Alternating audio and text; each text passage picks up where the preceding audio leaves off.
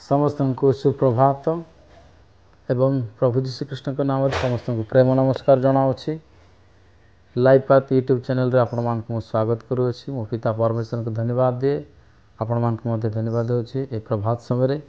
Morning devotion तो गोटे वाक्य आम मान देखी जा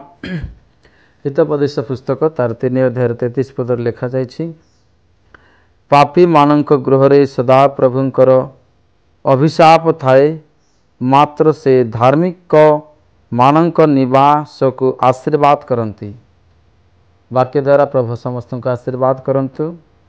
हितोपदेश पुस्तक 3 अध्याय 33 पदरे आम मैंने जिते पाठ करुछु ए वाक्य आम देखिपारे जे पापी मानक गृह रे सदा प्रभुंकर अभिशाप थाए मात्र से धार्मिक मानक निवास को आशीर्वाद करते। ए वाक्य मैंने कौन शिखिपारु पापी मानकर गृह रे सदा प्रभुंकर अभिशाप थाए। सदा प्रभु अभिशाप दे थांती जे मानक गृह रे पापी माने रुहंती जे माने पाप कर्म करती जहा कि परमेश्वर दृष्टि रे मंद अटे पाप अटे से प्रकार व्यक्ति मानक गृह रे परमेश्वर आशीर्वाद बदल रे से मान को अभिशाप दे थांते।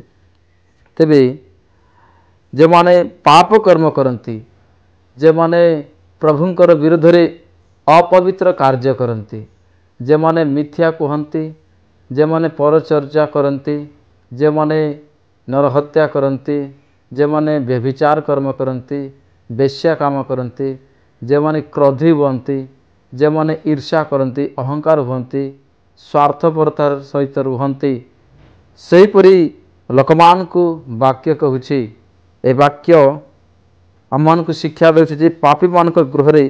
सदा प्रभुंकर अभिशाप थाए। जो माने पाप कर्म करती प्रभु से मान को अभिशाप दियंती आशीर्वाद करती नहीं से मान गृह रे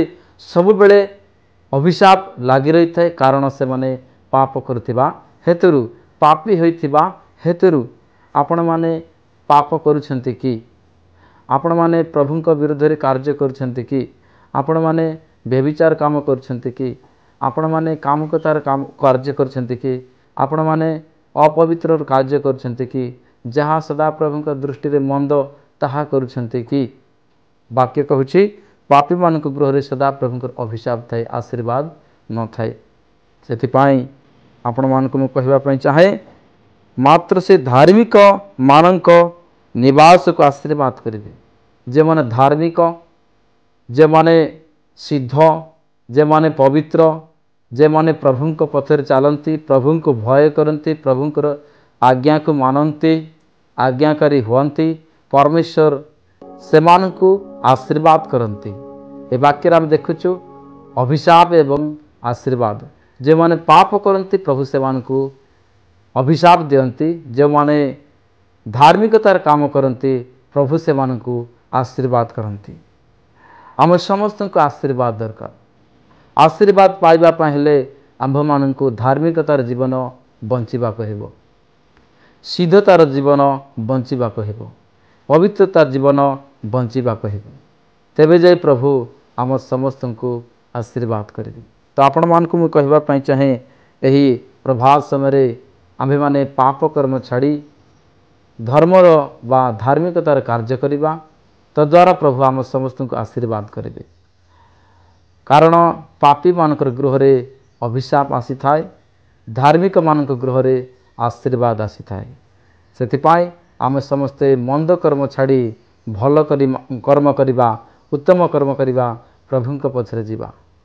प्रभु ई वाक्य द्वारा आम समस्त को प्रचुर परिमाण रे आशीर्वाद करंतु आमेन।